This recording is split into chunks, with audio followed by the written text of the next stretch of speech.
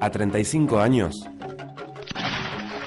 Haroldo Conti, Paco Urondo, Julián Ignacio Delgado, María Nico Victoria Nicof, Walsh, Héctor Rodolfo Romay, Hugo Marcelo Santiago, Hellman, Ilia Nicoletti, Raimundo Cristina Glanzer, Horacio Eduardo Carlos Suárez, Román Berta Patricia Blanco, Espinosa, Enrique Walker, Alejandro Martilo Martínez, Huela, Miguel Roberto Felipe Álvarez de Zabaleta, Barros, Miguel María Francisco Gisela Lizardi, Garantoni, Francisco René Rodolfo Santucci, Fernández Pondal, Claudio José María Fernández, Asconi, Héctor Ferreira, Víctor Eduardo Seis, Laurama Ferro, Miguel Juan Ángel Ernesto Carlos, Luis Susana Susana, Luisa Martínez Jorge Álvarez, Couto, José Manuel Héctor Moreno, María Oesterheld. Cristina Solís de Marín, Tony Néstor Agatina, Jorge Casarillo. Alberto Acero. Los periodistas no olvidamos. Bueno, soy Carlos Ulanowski, periodista, escritor, y voy a leer textos de mis libros, de algunos de mis libros. En principio voy a leer un texto de este libro que se llama Seamos felices mientras estamos aquí, que es un libro de crónicas de exilio que, bueno, que cuenta cómo fue la vida en México. Es un libro que tuvo 3 vidas porque la primera edición fue en noviembre de 1983 en una editorial que tuvo corta vida, llamada Ediciones de la Pluma, aquí en Buenos Aires. El libro lo empecé a escribir en México cuando me enteré de la guerra de Malvinas. Lo terminé en Buenos Aires a partir de 1983. Luego, en el año 2001, le hice una especie de interpelación al libro original, porque ya habían pasado 18 años y era una buena oportunidad para contar cómo había sido el regreso.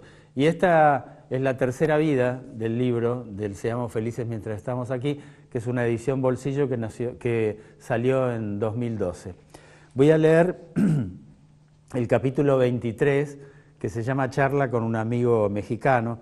Se lo dedico a Miguel Ángel. Miguel Ángel era un periodista mexicano extraordinario llamado Miguel Ángel Granados Chapa. Y la primera parte del texto está fechada en México en 1982.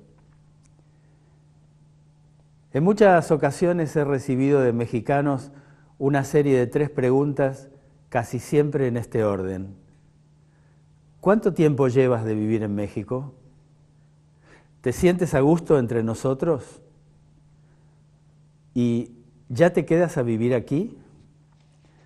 Con respecto al interrogante inicial, a veces llegué a falsear las respuestas. Le agregaba 1 o 2 años a la cantidad de años reales, porque imaginaba que cuanto mayor fuera la cantidad de tiempo, los mexicanos confiarían más en mí. En relación con el segundo tema, me cuidé mucho de no asumir ante cualquiera mis verdaderos sentimientos y aún más de revelar que algo de la vida nueva me disgustaba. También la tercera cuestión obligaba a una réplica que no expresara muy claramente las vacilaciones. En todos los casos, los mexicanos querían probar la consistencia de nuestro apego, la perspectiva de nuestra estabilidad, la solidez y el compromiso de nuestro proyecto futuro en el lugar. En pocas ocasiones, el intercambio no terminó en una formalidad en la que yo terminaba diciendo lo que suponía el mexicano quería o necesitaba escuchar. Sin embargo, recuerdo muchas ocasiones en las que la calidad del diálogo propició encuentros sinceros, abiertos, afectuosos, charlas sin especulaciones ni secretos. Una de ellas fue durante un desayuno de trabajo al que me invitó un excelente periodista mexicano cuyas columnas de análisis políticos no dejaba de leer. En un momento, Miguel Ángel me hizo atragantar con una pregunta crucial. Dígame, Carlos, ¿qué le haría falta para tomar la decisión de quedarse definitivamente en México? Ahí calculé la posibilidad de escapar con una respuesta dictada por la ceremonia o de decir lo que pensaba y necesitaba decir. Elegí lo último y no me arrepentí. Antes, mi interlocutor me preguntó por qué había salido de la Argentina. Por miedo, le expliqué. Quiso saber cuántas veces habían sido y le conté 2 veces a falta de una, y en ambas vine a México. Me fui, regresé y volví a salir. Ese dato le bastó para dictaminarme. Fíjese, Carlos, que tanto en el arte como en la vida soy un amante de lo circular. Así que dígame, ¿cuándo cierra su círculo?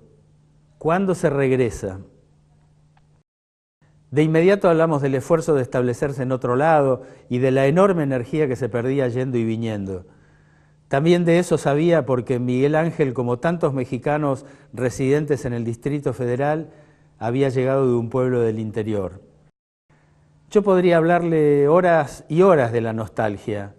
Alguna vez elegí el exilio interior y todavía hoy, después de tanto tiempo, extraño mi pueblo natal, las formas de la plaza del pueblo que recorrí incansablemente, el perfil de mi madre cuando era un chico. Le conté acerca del origen y de la naturaleza de mi salida de la Argentina y sobre la idea de que cuando se pudiera, cuando todos los corazones estuvieran más tranquilizados, mi intención era volver, porque sentía que mi lugar estaba en la Argentina. ¿Qué más pedirle a México? Tal vez me molesta la realidad, pero la que yo percibo es que cada tanto me hacen saber de maneras que no me gustan nada que soy un extranjero. Y en esa condición tengo dificultades de todo tipo, pero frente a las que menos me adapto son las limitaciones legales. Eso se lo expliqué a mi amigo. Carlos, ¿es realmente eso lo que lo angustia? Usted sabrá que tenemos amigos en todos lados y que podríamos arreglar eso muy rápidamente, como para que usted se olvidara de su condición de extranjero, me ofreció con amabilidad. Seguí argumentando. Me molesta mucho que cuando alguien me escucha hablar, enseguida me dice, usted no es de aquí, ¿verdad? Ya sé que en ese momento estoy por perder o por ceder algo. En la Argentina trabajé en redacciones siempre rodeado de extranjeros que hablaban distinto y le aseguro que nunca escuché decir una cosa como esa y mucho menos se me pasó por la cabeza decirlo, le expliqué. Pero con información y justeza mi amigo me aclaró, no exagere, Carlos, esto que me cuenta no le habrá pasado a usted o a su grupo y no me extraña, pero me consta que en estos últimos años bolivianos, paraguayos, chilenos fueron perseguidos y sacados de su país a punta de fusil. Y no se trataba necesariamente de una razón política, sino que se los estaban sacando de encima por pobres y por diferentes. El amigo mexicano no mentía. Era absolutamente cierto que yo venía de un país prejuicioso y discriminador, avasallante y hasta violento con los distintos y marginales. Volví a la carga con una anécdota del día anterior. Iba por las calles interiores de la urbanización en la que vivía, en el sur del Distrito Federal, cuando choqué levemente a otro auto. Me bajé contrariado, comprobé con alivio que realmente no había sido nada. Mientras no abrí la boca, la señora que manejaba el otro auto se deshizo en disculpas. Ella había sido la responsable principal del encontronazo, pero apenas dije algo en amigable tono de excusa, ella se dio cuenta de que no era mexicano. Dígame, su forma de hablar tan chistosita no es de aquí, ¿verdad? E inmediatamente trató de intimidarme. La respuesta de mi amigo fue otra vez tranquilizante. Me hablaba del lugar que el extranjero había tenido siempre en México. Desde siempre hubo alguno que vino a quedarse con lo que no le pertenecía. Empezando por los españoles, que nos conquistaron y nos dejaron marcada a fuego la desconfianza. Después, los gringos, con quienes no por nada compartimos una poco inocente frontera de miles de kilómetros. No me asombra lo que me cuenta de las redacciones, porque países como el suyo han sido hechos por inmigrantes y el contacto, el trato frecuente, un proyecto compartido de país, les han hecho a las dos partes mirarse sin miedo. En el mejor de los casos, en nuestro país, el extranjero es un desconocido que no se sabe bien qué quiere. Somos contradictorios con los extranjeros, nos fascinan y a la vez los repudiamos. Le digo todo esto para ayudarlo a quitarse fantasmas. El extranjero es identificado aquí por muchos como el invasor pérfido y rubio, lejano y amoral, que llegó para arrebatarnos lo que tenemos o para vendernos refulgentes espejitos de colores. Y esto le va a volver a pasar en la calle, la próxima ocasión en que choque, o cuando vuelva a la Secretaría de Gobernación y lo atiendan mal. Ahí el que habla con usted es un burócrata que con suerte acabó el ciclo básico y que seguirá creyendo que usted, extranjero, es un invasor que viene a quitarle el trabajo a un mexicano. No se olvide que usted está teniendo una charla con un intelectual mexicano, con 2 títulos universitarios y con una comprensión del mundo pareja a la suya. Nunca olvidé esta charla porque me removió cuestiones de fondo y porque pude decir todo lo que pensaba sin que él me dijera que los argentinos hacemos tango, que nos creemos superiores al resto de los humanos, o que mejor me callara porque de lo contrario me aplicarían el artículo 33. Por las dudas, sabía perfectamente que no hacía falta, le dije que jamás había vendido espejitos de colores. En aquel encuentro, Miguel Ángel me invitó a conocer su pueblo, del que había salido una vez y para siempre. Es una cita que todavía no se cumplió. Y el colofón de este texto está escrito en Buenos Aires 2001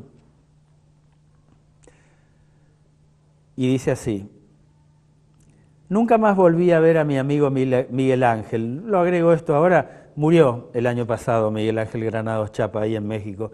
Aunque en cada ocasión que pude pregunté por él, acaso con la esperanza de que alguien me diga, ¿cómo no supiste? Él era se volvió a su pueblo. Mientras viví en México hubo muchas cosas del ser nacional que me perturbaban, así como seguro a ellos les fastidiaba lo que percibían como nuestra viveza criolla. Así a nosotros nos molestaba ese estilo denominado hacer la vida a cuadritos, a través de recursos como el chingue quedito, algo así como no digas nada, pero igual salí con la tuya. Desde luego que esto no es más que una generalización, porque a lo largo de nuestra estadía fueron mayoría aquellos que estuvieron detrás de nuestras más pequeñas necesidades. Conocimos muchos que se comportaban con este estilo sombrío y silencioso, y eran esos los que se ocuparon de malograrnos algunas buenas jornadas. Pero en el balance hubo más de lo otro. Al reinstalarnos en la Argentina pudimos comenzar a ver de cerca aquel país que idealizamos al extremo estando lejos. Nunca me arrepentí de haber vuelto, aunque haya dejado una excelente posición allá. Sigo pensando, aunque cada vez con menos fanatismo y fidelidad, que aunque no sea el mejor, este es mi lugar, el que volvería a elegir. Y aún así entiendo perfectamente a los que se quedaron o a los que viven 6 meses allá y 6 meses acá. Viviendo aquí nos toca cada tanto tener que entender la decepción colectiva que tampoco nos exceptúa. En cuanto a expulsados, de eso hay todos los días. Echados de sus trabajos, borrados de sus orígenes, excluidos de sus barrios, suprimidos de sus historias. La ola de inseguridad ha generado sentimientos detestables y no pasa un día sin que desde algún medio de comunicación alguien pida la cabeza de un distinto, de un pobre, de un chorro. Y hasta se percibe a los habitantes de los países limítrofes como enemigos primarios que vienen a quitarnos nuestras cosas. Hoy, si volviera a sentarme a tomar un café con mi amigo mexicano, le contaría que desde la dictadura, cuando los miedos eran de otra clase, no hubo un tiempo similar a este tan destructivo con semejante grado de indefensión. Una etapa de la vida en la que tantas personas al mismo tiempo se manifestaran disconformes con el destino que les tocó y que incluso pensaran en convertirse en inmigrantes.